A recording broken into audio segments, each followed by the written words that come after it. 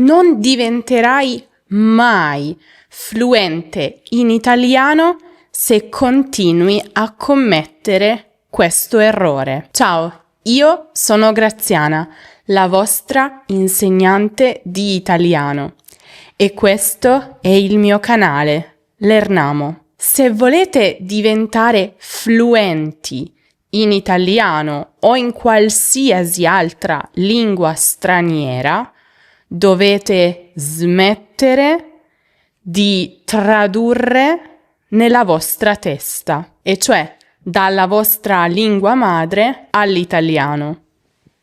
Perché dovete cominciare a pensare direttamente in italiano. Ed è per questo che in questo video voglio parlarvi proprio del perché questo succede, del perché tradurre dalla tua lingua all'italiano rappresenta un problema e come fare per risolverlo, e cioè come iniziare a pensare direttamente in italiano. Dunque, perché succede questo?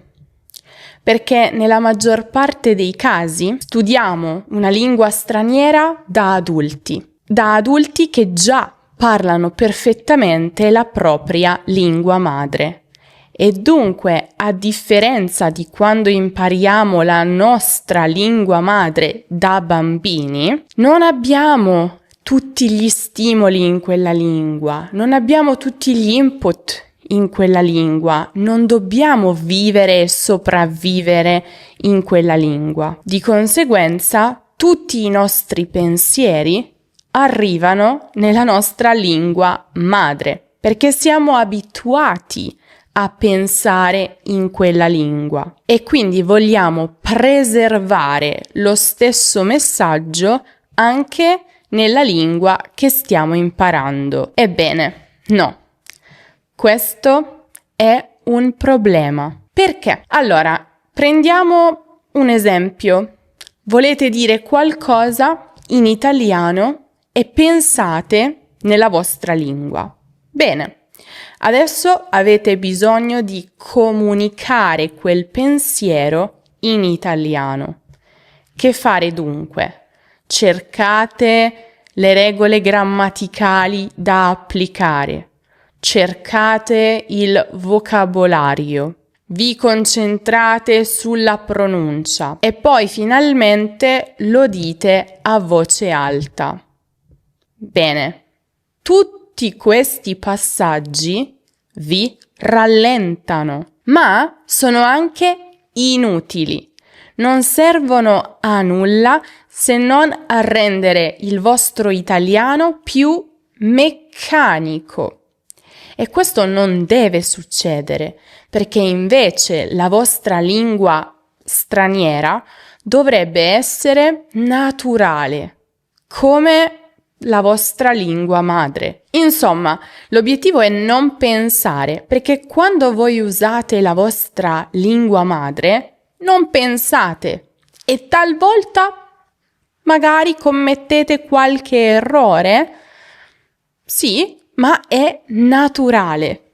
Tanto spesso ci sono delle parole nella vostra lingua che non si possono tradurre in italiano. E dunque questo vi rallenterebbe, vi bloccherebbe persino. Oppure ci sono delle regole grammaticali completamente diverse. Ecco perché tradurre nella vostra mente non funziona. Non è mai la soluzione giusta. Voi starete pensando, sì, facile a dirsi, ma come si può fare? Infatti, come poter rendere l'italiano qualcosa di comodo, di naturale per voi, che possiate usare senza pensarci? Ebbene, bisogna fare quello che viene descritto in espressioni idiomatiche di molte lingue, e cioè dovete fingere qualcosa fino a quando quella cosa diventa realtà. Cosa dovete fingere? Però da subito dovete fare finta di essere madrelingua italiani, proprio come quando eravate bambini. Perché, secondo voi, la vostra lingua madre è così naturale per voi? Perché tutto il vostro mondo, quando siete cresciuti, era in quella lingua. Tutto l'ambiente che vi circondava, ogni singolo input. Ma chiaramente, imparando una seconda, una terza lingua, l'ambiente è completamente diverso. Magari le persone intorno a voi, i vostri amici, i vostri genitori, non la parlano. Magari continuate a fare delle cose nella vita quotidiana nella vostra lingua madre e dunque non c'è l'obbligo della lingua straniera, la pressione. Ed è qui la vera difficoltà ed è qui che potete fare il salto di qualità, perché l'idea è che dovete fingere di essere madrelingua italiani e vivere la vostra vita come se foste italiani. Dalla mattina, dal momento in cui vi svegliate, insomma. Cioè, dovete entrare nell'ottica di usare l'italiano costantemente, anche e soprattutto quando le cose si fanno difficili, perché il bambino cosa fa?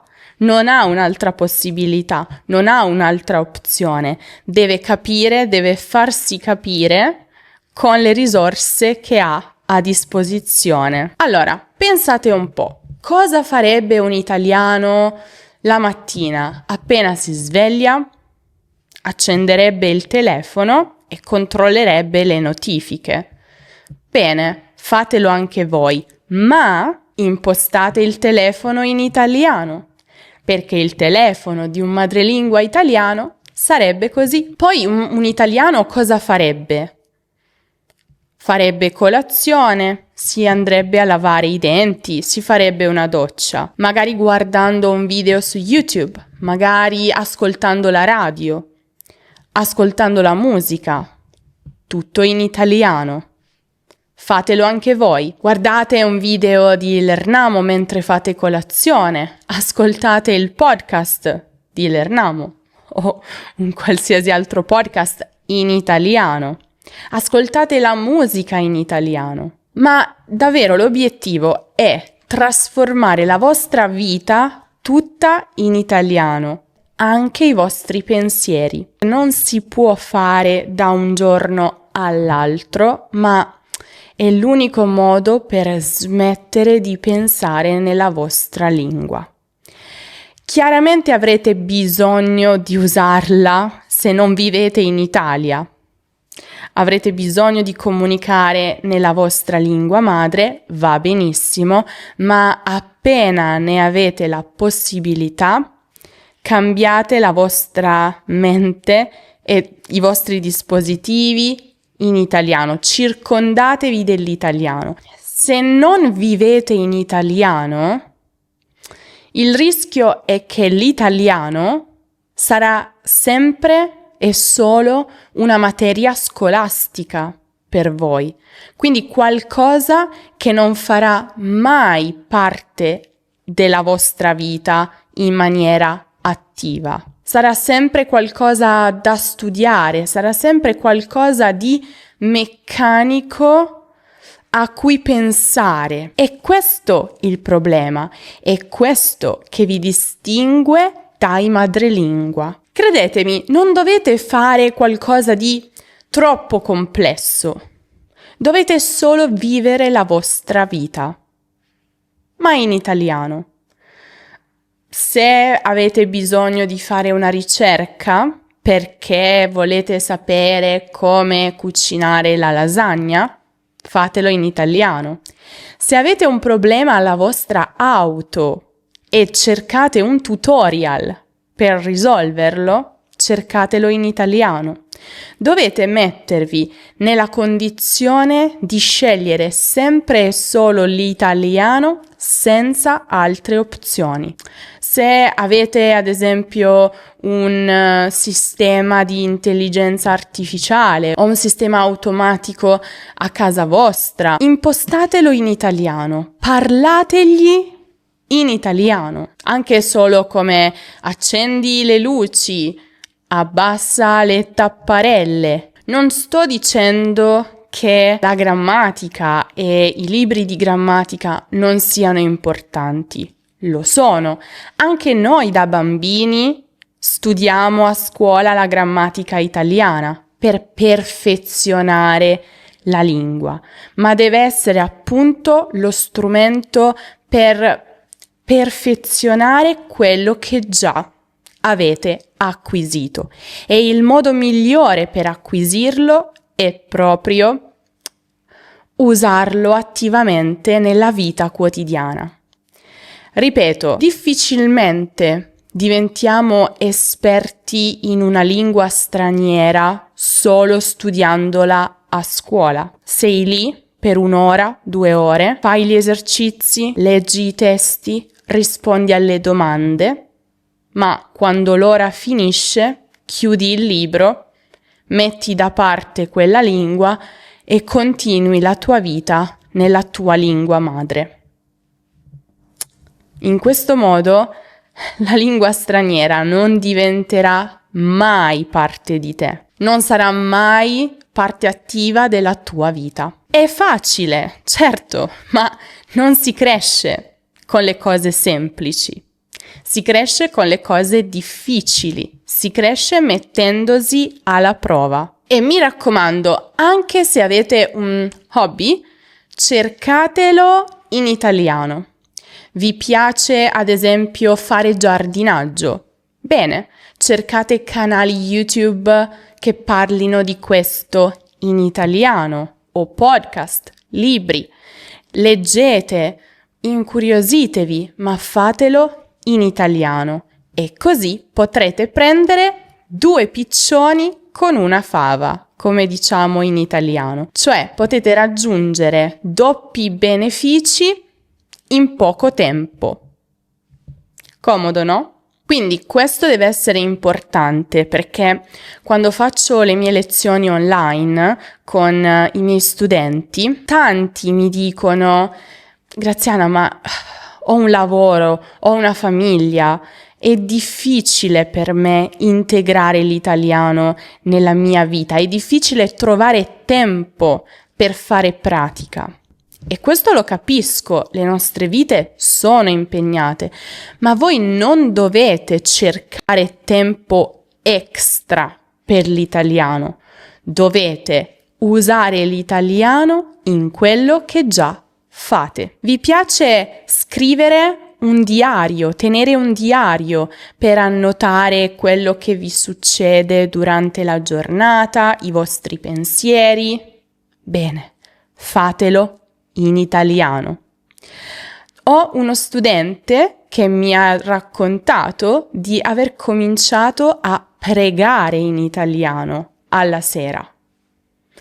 Dunque, continuate a vivere la vostra vita, ma integrando l'italiano. L'italiano è una lingua e perciò va parlata. È fantastico circondarsi della lingua, è fantastico leggere, ascoltare in quella lingua, ma parlare rimane sempre un ostacolo importante che va superato da subito. Questo è il mio consiglio. Parlate con voi stessi all'inizio, parlate con il vostro animale domestico. Se poi non doveste trovare nessuna soluzione, io ne ho una che fa al caso vostro, e cioè il nostro corso italiano intensivo. Acquistando un pacchetto di italiano intensivo potrete svolgere lezioni individuali online con i nostri insegnanti madrelingua qualificati. E perché questo è un vantaggio? Perché avete di fronte a voi una persona reale, una persona che vi ascolta, vi corregge, vi risponde, vi fa delle domande, creando un'interazione. E poi con il tempo vi posso garantire che quella persona diventerà la vostra confidente, diventerà un vostro amico e vi sentirete tanto a vostro agio nel parlare. All'inizio non è mai facile, ma dovete continuare. Credetemi, vale la pena. Abbiamo ricevuto tante email di studenti contenti di questo. Tra l'altro sono disponibili ogni giorno anche nel fine settimana, quindi visitate questo link e acquistate un pacchetto di italiano intensivo, così capirete di che cosa sto parlando. Altra cosa che tengo a specificare: il segreto per integrare l'italiano nella vostra lingua è renderlo un'abitudine, il che significa che non dovete farlo per 2-3 giorni, ma neanche per 2 settimane. Dovete farlo per mesi affinché questo diventi una vostra abitudine che viene in automatico, e vedrete che a distanza di settimane riuscirete a pensare in italiano e vi renderete conto che quando siete in italiano la vostra lingua madre è molto molto lontana.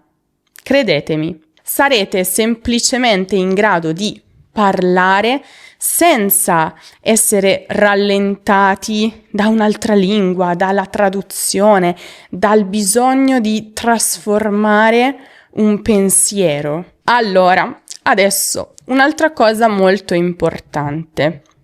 Spesso ci si blocca perché si teme di commettere errori. Ma ecco il segreto. Non raggiungete la fluenza se parlate perfettamente. La raggiungete se parlate in modo naturale. Essere fluenti in una lingua significa semplicemente che avete la possibilità di esprimere i vostri pensieri, comunicare le vostre idee senza permettere alla lingua di rallentarvi o di essere un peso per voi. Anche qui molti dei miei studenti mi chiedono: Graziana, secondo te qual è il mio livello? È sempre difficile per me dirlo, ma se uno studente mi capisce bene quando parlo naturalmente e comunica bene le sue idee, anche se commette degli errori, io sempre rispondo che il loro livello è avanzato, perché è così. Immaginate quando siete raffreddati. Quando siete raffreddati e il vostro naso è davvero, davvero chiuso, pensate: oddio no, non riesco a respirare, e vi concentrate solo su quello. E poi davvero non riuscite a respirare. Ma pensate al resto della vostra vita, il restante 99%. Voi respirate senza rendervene conto, perché non c'è un ostacolo, procede tutto in maniera naturale. E questo è il vostro obiettivo. Dovete fare in modo che la vostra lingua madre non diventi il naso chiuso. Non deve essere ciò a cui pensate costantemente. Non dovete preoccuparvi della traduzione, non dovete preoccuparvi della perfezione. Dovete solo far uscire le parole dalla vostra bocca. Adesso quello che voglio che facciate è questo. Mi piacerebbe che creaste un piano perfetto per voi. Questo non significa che dovete pensare: ok, 10 minuti ascolto musica, 15 minuti ascolto un podcast, e dovete essere sempre lì con il vostro orologio a contare i minuti. No. Quello che io voglio è che cominciate a pensare a come integrare l'italiano nella vostra vita. Sforzatevi di parlare con voi stessi. Non smetterò mai di dirlo. Dovete parlare con voi stessi a voce alta.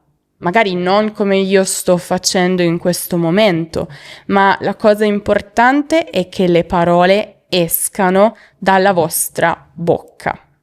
Solo così potete abituare anche le vostre orecchie all'italiano. E un'altra cosa molto utile è leggere a voce alta. Ad esempio, se vi iscrivete alla nostra newsletter, vi invieremo ogni settimana dei materiali esclusivi gratuiti sulla lingua, la cultura italiana. Quando ricevete queste mail, provate a leggerle a voce alta. Questo vi permetterà di immagazzinare più facilmente parole, strutture, espressioni. Tra l'altro, selezionando il vostro livello, avrete la possibilità di ricevere degli episodi di una storia, con le avventure dei personaggi, gli approfondimenti, le curiosità. E in più avrete anche la possibilità di ricevere una notifica ogni volta che pubblichiamo un nuovo video, e per questo potete seguire Learnamo anche sui nostri gruppi Instagram, Telegram e WhatsApp. Detto questo, fatemi sapere, c'è qualcosa che già facevate? Qualcosa di quello che ho menzionato? In che lingua è il vostro dispositivo? Sono molto curiosa. Se adesso volete scoprire come sfruttare i film per migliorare il vostro italiano, potete guardare il video dedicato proprio a questo argomento, che trovate qui in alto nella card o giù in descrizione. E ho anche un compito per voi. Scrivete nei commenti una risposta a questa domanda.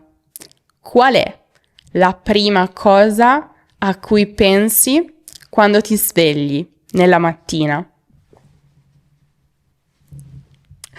Vi ricordo inoltre che potete trovare tutto questo di cui vi ho parlato in questo video sull'articolo sul nostro sito web learnamo.com. Lì trovate la spiegazione scritta e approfondita per ogni video che pubblico su YouTube.